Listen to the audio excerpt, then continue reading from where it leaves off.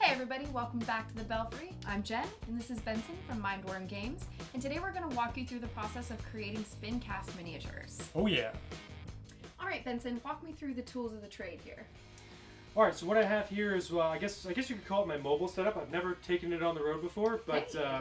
I've got a big spin casting setup in my workshop, and I also have a little mini spin casting setup. Nice. And this is my mini setup. Okay. So here I have a Conley Supply New Venture spin caster. Okay. This is the machine that spins the molds around real fast. Metal goes in the top, and then you have your miniatures. I also brought a tiny little Lee Magnum melter, just so I didn't have to bring my big working melt pot. This is what we're going to use to melt our metal. Okay. I brought some pewter ingots that we have melted some of already in the melt pot. Okay. So this is the metal that will eventually become your miniatures right here. And then of course pliers and a ladle, because we don't want to touch any hot metal. Oh, We I don't don't wanna get burn to... ourselves. No light. Disappointed. Well, it's alright. I'm already covered in talcum powder and I am bleeding for some reason. So as long as we burn ourselves today, we'll be casting miniatures, right? Blood for the blood god. Yeah. And of course we have some safety equipment, some minimal safety equipment. Glasses at a minimum. And then lastly, we have our molds. I've got a stack of molds here, and we'll be casting all these molds today in this machine, and you're going to make some miniatures. Perfect. Let's take a closer look at some of these molds and how they work. Great. All right, so this is one of my own production molds for my company, Mindworm Games, MWG, Mindworm Games. I made this particular mold in 2016. It is a production mold, production number 2, which means I have at least 2 of these production molds. And it's for the product we call Idiots. And of course I like to sign my molds and write funny things on them, which it makes me happy, that's why I do it. So right on the top here you can see this hole right in the middle. So I'm going to stick my finger right in there, right? That is where the metal goes. So as the mold spins around clockwise in the spin caster, the metal gets poured right down through the top here, and it hits the bottom of the mold, and then it swirls around inside the mold. So why don't we open this thing up? Now the way these molds work is you have your cavities, we call them cavities. These are what eventually becomes your miniatures. So you have all these little cavities here, and the metal is going to flow into these cavities. Now the way it gets in there is that these molds spin, hence spin casting. So as these molds spin in the spin caster, the metal gets pushed into these cavities through centrifugal force, right? That's just a rotational force. So the metal will flow down through the top, hit right here. It'll spin out into what this is, into this area here, which is called the gate form. Not everybody does this, but I like to put a form in my molds that helps the metal kind of spin out before it gets into the cavities. These right here are called the gates. These are how the metal gets into the actual cavity. So cavity, gate, gate form. Again, the reason why we call this the gate form is because this is what you cut your gates into. All right, so the metal goes here, flows into the gate form, flows into the gate, and then gets into the cavity itself. The other thing that's really important in a mold like this are vents. You have vents here and out the mold. The reason why we have vents is because as the metal is flowing into a cavity, the cavity is filled with air, and the air needs to go somewhere. If you don't have any vents, the metal is going to be going into the same hole that the air is trying to leave from, and that will give you what's called miscasts. You might get a pocket, say you might get a little pocket right here by this part of the miniature where the air is trapped, and so the metal doesn't fill into that little spot. We don't want that. So what we do is we cut little channels on the cavities that eventually will go out of the mold so that the air flows out of the mold and can get displaced by the metal. The actual spinning process takes about 10 seconds. So the metal goes right in there, it spins around, you turn off the spin caster, and it's already cooled down and solidified. That's so quick. Yeah. Now hands-on time, if you think about hands-on time, how much labor goes into each little individual miniature that you purchase, you can consume maybe 5 minutes from melted metal to in a blister. So to spin cast, you need a few basic tools. First, you need a spin caster. That's very important. This is the thing that spins the mold around really, really fast. And you pour the metal right into the top here. Okay. And then, of course, you need to be able to open and close the lid, obviously, right? So this spins your mold really, really fast. Then you need metal. Here we have some of the metal we will be using today. We've pre-melted this metal into this melt pot here, but this is what the metal looks like when you buy it. So when I buy 150 pounds of metal, the poor mailman brings me a giant box filled with this stuff. Poor mailman, he's going to get that workout in. Yeah. So how much of this does it take to fill up one of these for your pourings? Like how much do you usually use in a sitting? Yeah, this is a really small melt pot. I usually use this to remelt metal. When we're actually working, I have a bigger melt pot that we work with. But this melt pot will hold about 1 ingot. Okay, and that's half of one of these? No, this is 1 ingot. This whole thing is 1 ingot. Oh, wow. Yeah. That's a lot. It's so tiny.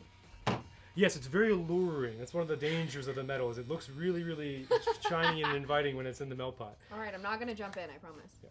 So we have metal, and then we need to make the metal liquid. We do that by heating it, and so we have a melt pot here. That little buzz sound, that is the sound of the electric melt pot working. Okay. This is a cheap little melt pot like I said, I use to remelt metal so that my big melt pot doesn't lose temperature. The temperature we're going to have the metal at today is just above the melt point of this pewter, because you want the metal to cool down really quickly when it hits that mold. So you don't want to get it too hot. Takes longer, waste time. Gotcha. Takes longer, waste time, and hurts your mold. Okay. Oh, sure. So this metal is at about 550 degrees. Now, of course, I didn't bring a thermometer, so we eyeballed it this morning when we spun a couple molds. So this is dialed into about the right temperature we need, which should be between 550 and 600 degrees. Some people cast at a little bit lower of a temperature, some people a little bit higher, but I like to cast around 550 to 600 degrees. Do you have to do anything temperature-wise with the molds that you use, or do those stay at room temperature? So the molds that we use, this is an example of one of the molds we have today. The molds need to be brought up to temperature in order to cast properly. And the reason why that is because the metal, as it hits the mold, the metal is going to start cooling down almost instantly. All right, so we have a ladle, obviously, to mess with the metal because we don't want to touch the metal with our hands. Sure. We use the ladle to scoop up the metal and pour it into the spin caster, and you'll have fun doing that later. So you just scoop it up in the ladle and pour it out. So these are what are called black organic rubbers. This is natural rubber that comes from the rubber tree. These molds here are examples of silicone molds. Silicone molds are sort of the gold standard in the industry today. This one here is a two-part silicone mold. You have two different kinds of silicone. It's called a red and pink mold because you have red silicone on the top and the bottom and pink in the middle. This is just to make them cheaper to produce because the red silicone is harder and doesn't hold detail as well, and it's cheaper. Okay. The nice expensive stuff in the middle is this pink stuff.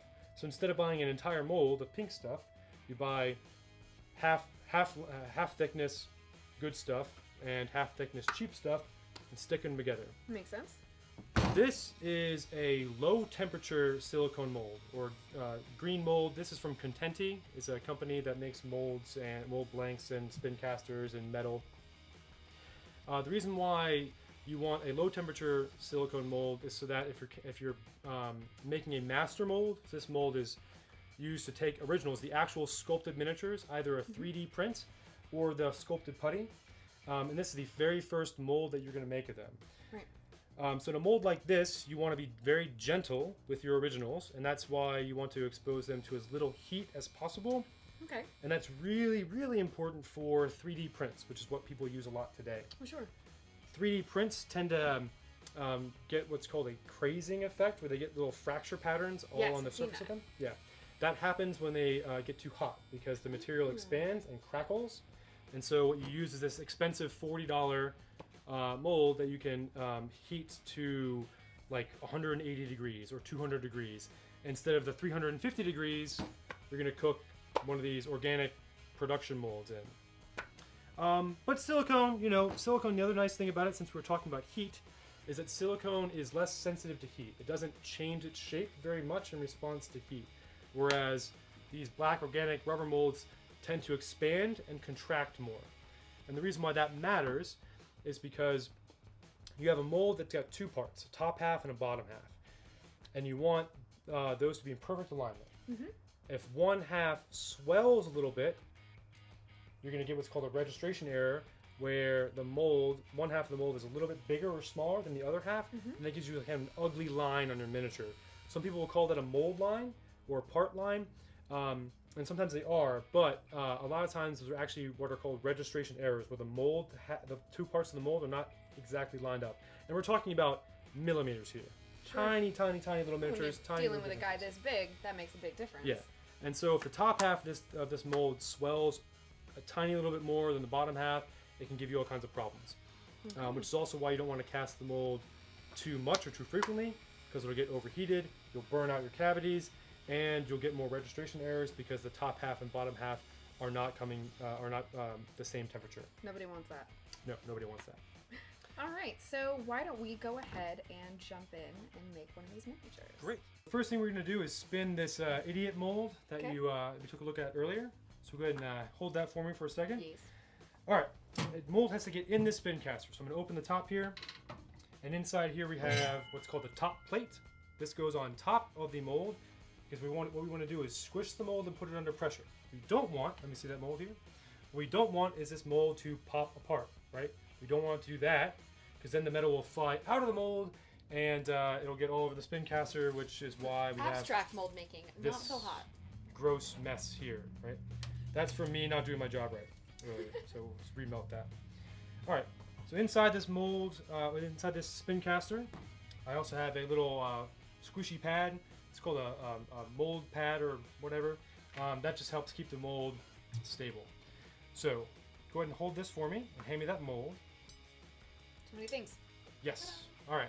So the mold is going to go in the spin caster, and the way I do it is I eyeball it to make sure it's lined up correctly because we don't want this thing to wobble too much.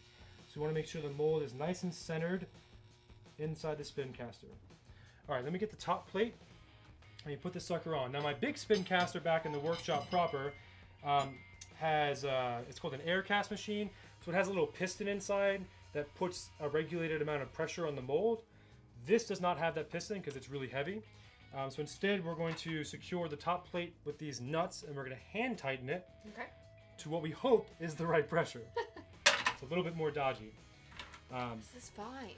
This is all fine. I'm going to put these little spacers on the top plate to make sure we get the right amount of pressure there, and then put on my bolts, or nuts I guess. Alright, once these nuts are on, I've got to tighten them down very delicately to make sure I got just the right amount of pressure, because I don't want to deform the mold, I don't want to squish it, but I don't want it to pop open. So the more experience you have at this, the easier it is for you to determine the right pressure.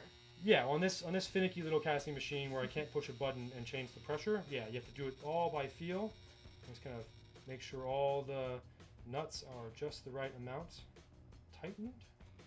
All right, everything seems tight and good. So top goes down, and then we turn the sucker on here. Okay. All right, now it's spinning. Okay. A little bit off center. It's okay. Oh no. All right.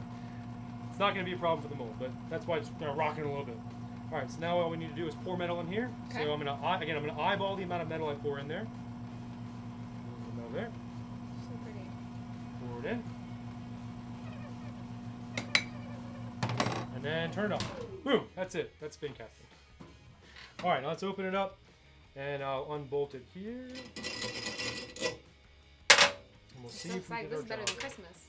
All right, now I'm going to give you this mold, and you are going to open it up.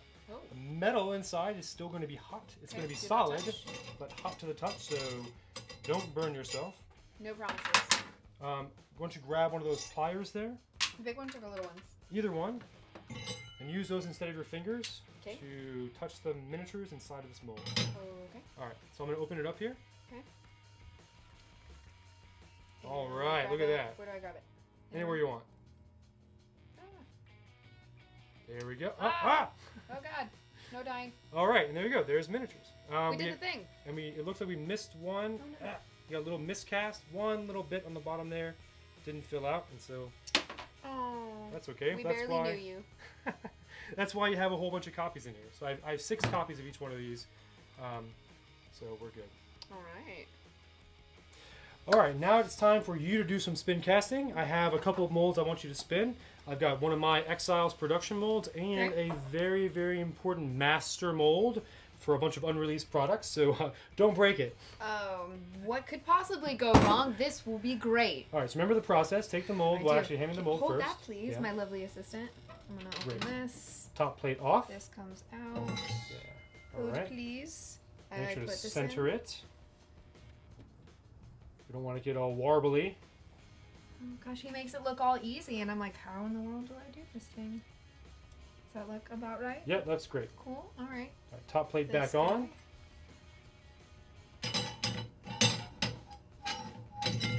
Great. Now spacers. Don't forget your spacers. Groove side down. Give that top plate a little jiggle. Jiggle. Maybe. Yeah, almost. Yeah. There you go. All right, you're good. Right, cool. All right, now the nuts. Perfect.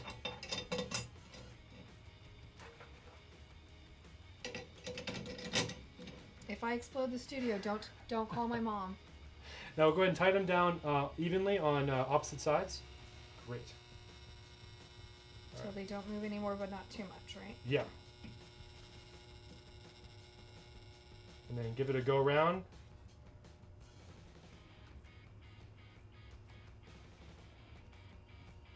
How does that feel? Feels good? Feels pretty even. You check that for me. I don't want to explode things. You gotta be a little more aggressive with it. That have made a big mess. That's okay. It's like dating. I'm too tentative. I can't do this. Too much pressure. All right, that feels good. Okay. All right, close the top there. Shenanigans about to ensue. All right, switch is right in front. Don't burn yourself. No promises. I'll grab the ladle. Just a little bit of metal. Oh shoot! I'm also left-handed, so this will be Oh, interesting. this is really fun then. Does that look about right? That's not enough. Pop that out. Yeah. Dump it out. Yeah. A little more. There you go. Dump it in. Yeah. Quick, quick, quick. It's getting cold. Oh, It's getting sorry. cold. Oh, sorry. Oh god, too much. Ah. All right, now turn it off. Ooh. And open it up. Ooh. I keep expecting everything in here to be hot. Just the metal is hot. And if you work the molds enough, the molds will get too hot. So just be careful about that. But right now we're only... Oh, spacers. Spacers. Don't lose the spacers. I forgot. Last thing you want to do is drop one of those into Too a many melt pot. things. Oh, no. All right, hand me that mold. Okay. It should be cool to the touch on the outside at least. It is. All right, I'm going to pop that down there. And here, take my master mold. Okay, and we're doing the same thing again. Yep, same thing again. Oh.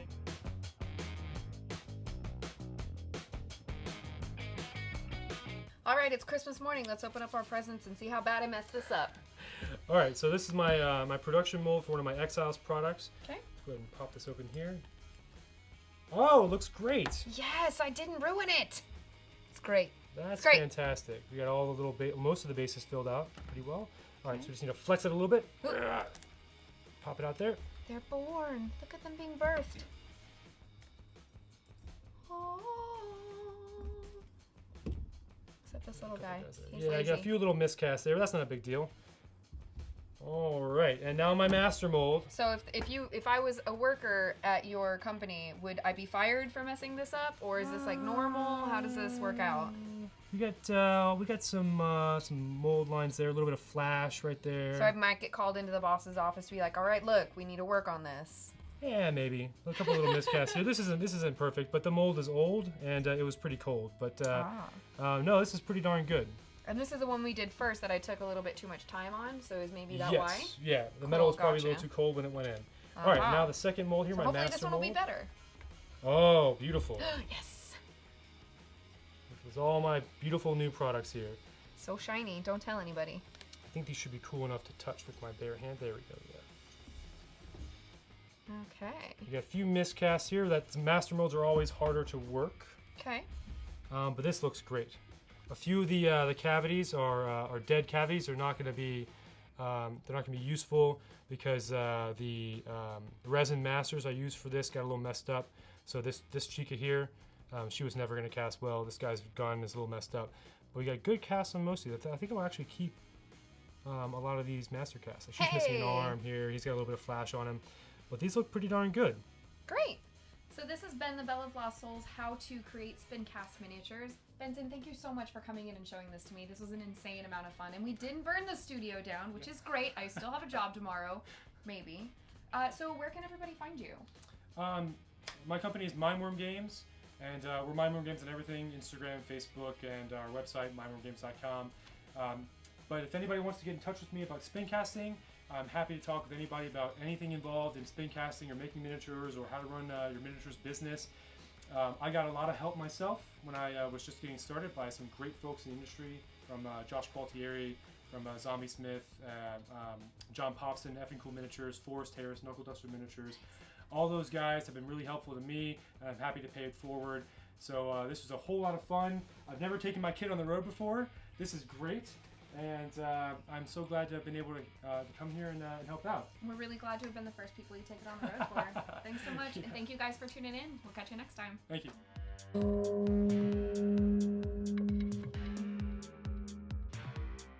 Don't forget to subscribe. Support us on Patreon. Thanks for watching.